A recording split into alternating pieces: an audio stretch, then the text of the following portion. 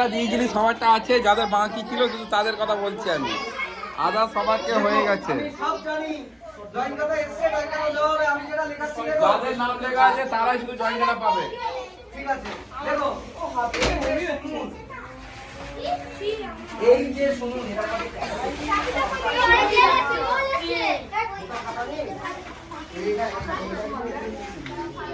এটার উপরে তো লিখলাম, এভাবে তো লেখে রাখি।